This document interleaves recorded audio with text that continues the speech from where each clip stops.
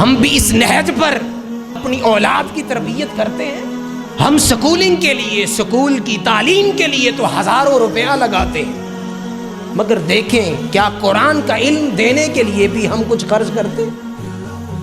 ہاں اتنا ضرور کرتے ہیں کہ صبح صبح بچوں کو اٹھا کے مسجد میں بھیج دیتے ہیں، اور مسلسل 3 سال تک بچے جاتے ہیں. اب ان 3 سالوں میں بچوں نے کیا لیا اس سے آپ کو کوئی غرض؟ ایک قاری صاحب ہیں جو مسجد میں پڑھانے والے ہیں اور بچوں کی تعداد 150 ہے یا 100 ہے. ان کے پاس وقت کتنا ہے؟ 1 گھنٹہ. ایک قاری قرآن، ایک حافظ پڑھانے والا، اور اس کے پاس وقت کتنا ہے؟ 1 گھنٹہ. بچے کتنے؟ 150. اب ایک بچے کو وقت کتنا ملا؟ اگر 100 ہیں تو اس کا مطلب ہے کہ ایک بچے کو تقریباً 40 سیکنڈ ملتے ہیں، اور اگر 150 ہوں تو بڑی مشکل سے 25 یا 30 سیکنڈ ملتے ہیں. آپ ایمانداری سے بتائیں، اگر ایک استاذ کے پاس ایک بچے کو قرآن جیسا عظیم علم سیکھنے کے لیے صرف 25 سیکنڈ ملتے ہیں روز کے، ایمانداری سے بتائیے کیا ایک لفظ بھی وہ صحیح طرح سے سیکھ سکتا ہے؟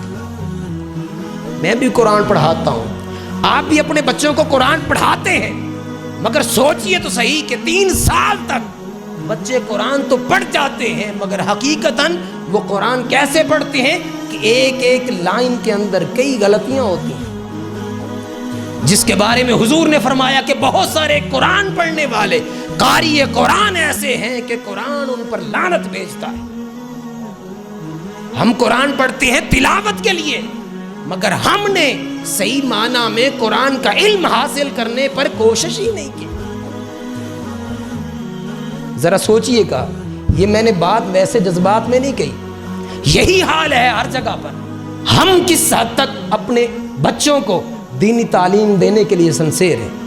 اور اس سے اگلی بات جو ہمارے ہاں بڑی رواج پا گئی بدقسمتی سے، ہم اہل سنت کے ہاں کہ بہت سارے مدارس اور بہت ساری جگہوں پر پڑھانے والے وہ ہیں بدقسمتی سے جن کو صحیح طرح سے خود قرآن پڑھنا نہیں آتا، جن کو پتہ ہی نہیں کہ تا اور طا میں فرق کیا ہے، جس کو پتہ ہی نہیں قاف اور کاف میں فرق کیا ہے.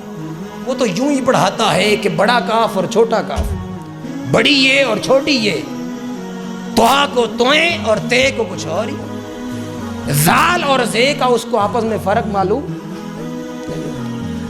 اب استاذ کو ہی اگر اتنی سینس نہیں کہ تا کو تا پڑھنا ہے یا تا کو طا پڑھنا ہے، تو وہ کیا آپ کے بچوں کو کیا سکھائے گا؟ آپ تو بھیج رہے ہیں، 2 سال آپ کے بچے جاتے ہیں، 3 سال جاتے ہیں، 4 سال جاتے ہیں، اور دستار بندی بھی ہو جاتی ہے، اناؤنسمنٹ بھی ہو جاتی ہے کہ ماشاءاللہ فلاں حاجی صاحب کے بیٹے نے ماشاءاللہ 3 مرتبہ قرآن مکمل کر لیا.